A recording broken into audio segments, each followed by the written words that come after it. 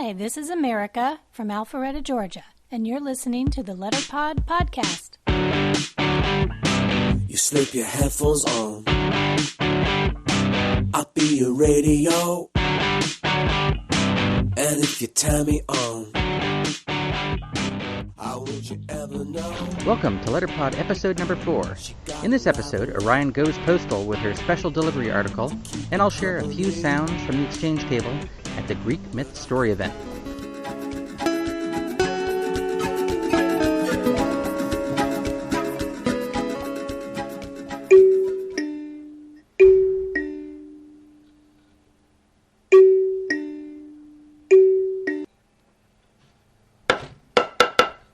Who's there? It's Orion from Merrimack, Massachusetts, with a special delivery.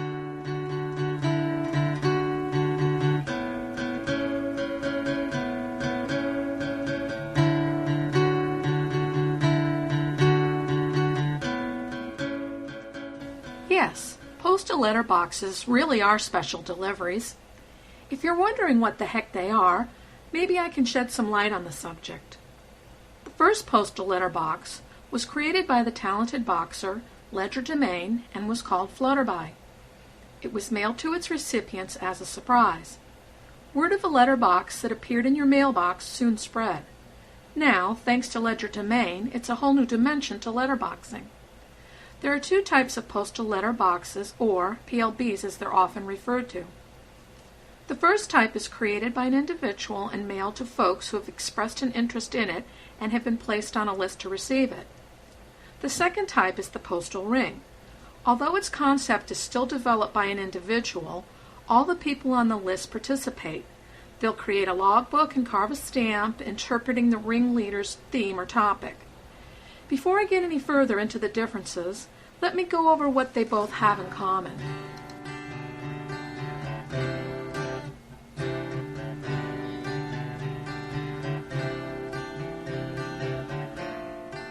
All postal letterboxes travel through the postal system.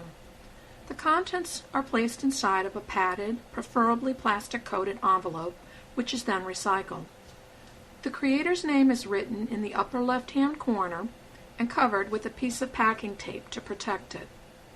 It's a good idea not to seal the package with the adhesive strip that it comes with. Instead, secure the flap down with a strip of clear packing tape, the postal letterbox's best friend. Use a knife or a pair of scissors to slit the flap open and then reseal with a fresh piece of tape when getting the package ready to send out again. You'll also cover up your name and address on the front of the envelope with a piece of paper with the next recipient's name.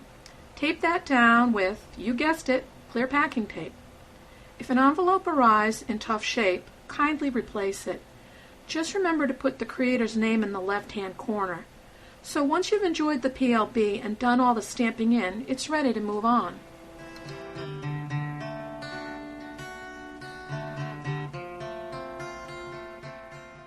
With the same envelope it came in, only with the new address in place, you'll head to the post office to mail out the postal letterbox. Because there's a cost involved, most letterboxers strive to keep the shipping weight down. If the package is heavier than average, the creator should let the folks requesting it know that up front. Then they can opt out if they have financial concerns. The typical package weighs in at the $1 to $4 shipping rate range. PLBs are either mailed first class or priority. Usually this is specified by the box's creator.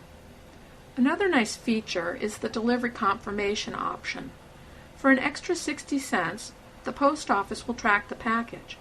It establishes when the package left the sender's post office and when it arrived on the other end. A DC number gives a boxer that extra special peace of mind.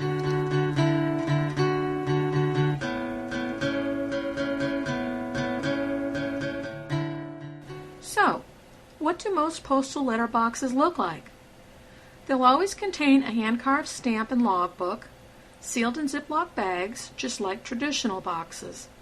While traditional boxes take you to interesting places, postal letterboxes compensate by creating interesting places contained in a padded envelope. People may include souvenirs such as keychains or bookmarks, CDs to listen to while stamping in, or just what I like to call eye candy. Cool pouches, beautiful handmade logbooks, and nicely carved stamps. There are all different levels of skill involved, but this is where folks get to be pretty creative. Now, time to talk about those differences I mentioned earlier between single PLBs and postal rings. The postal rings usually form a user's news group on a site such as Yahoo. Atlas Quest also has a wonderful postal tracker feature that folks are asked to join. Here you can list your boxes and log your finds. The chart feature makes it very easy to track a box's progress. The single PLBs are logged in as well, but there's no group site to post. The next address is obtained by contacting the owner and requesting it. As the creator of a single PLB, it's a good idea to email the next person on the list before sending out that address. This way you're sure that they're around to get it and are still interested. In a ring, the leader establishes the mailing order like the single PLB boxes, but will pair people up with a ring buddy. This is the one person that you'll be mailing all your boxes to once you receive them. A mails to B and B mails to C, etc., until all the boxes have arrived in your mailbox, ending with your own. That's when the ring is complete. It's kind of like sitting in a circle playing the game telephone, only the boxes come back the way they started out.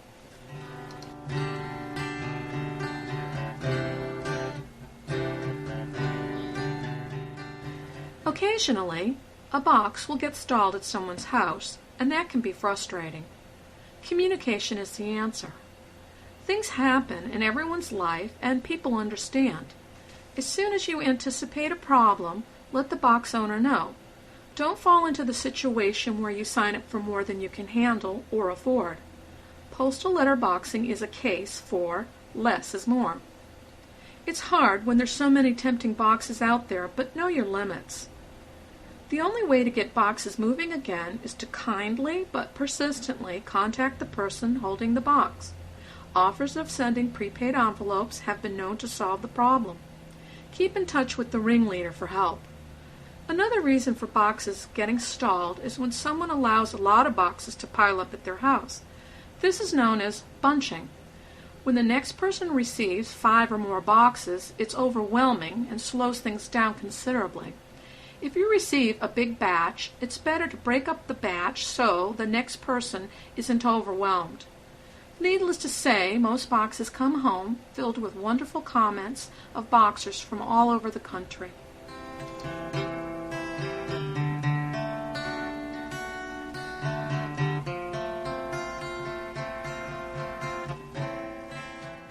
Finally, you're probably wondering, how can I get a postal letterbox? Atlas Quest has a postal board that lists boxes.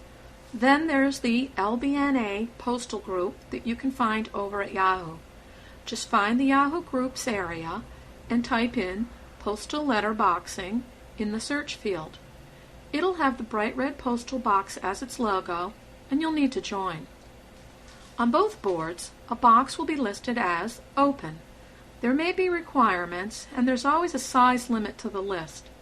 Once folks have contacted the owner and asked to get the box, the list fills up and that box is closed.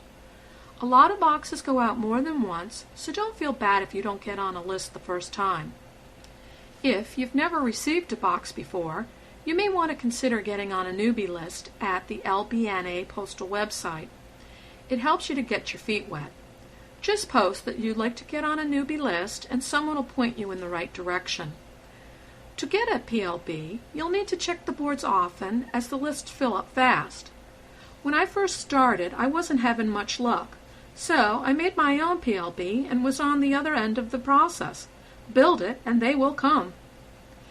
You'll form some great friendships and see some great stamps, all from the comfort of home. So, grab an envelope and get to know your postal clerk better. It's like Christmas, all year long.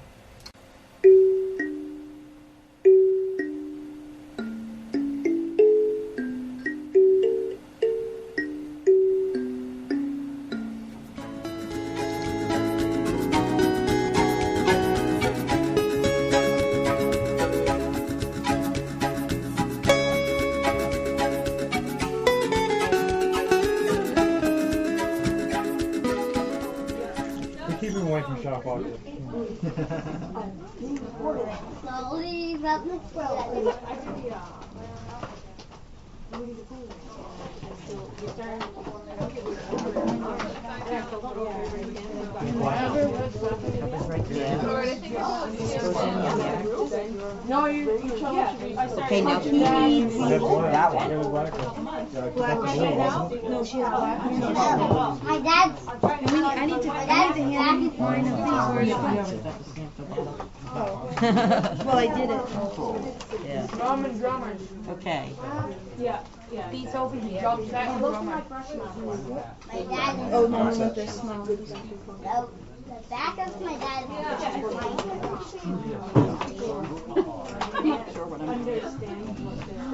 Yeah, that barbecue smells good.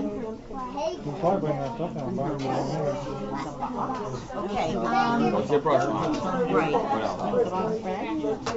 I already got that one. I'm gonna try to do it. Okay, so you need that one still. These are my brush markers.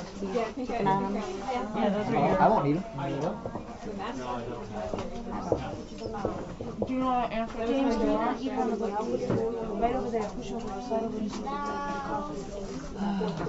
Need to get a better.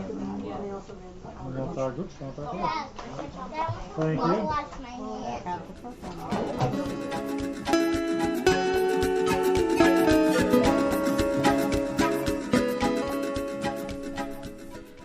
At the beginning of this podcast, you heard Headphones by Fluid, which is available at magnatune.com. The instrumental music used in this podcast is Hiking the Shining Path by Warren Butler from his album Cultivation of Grace.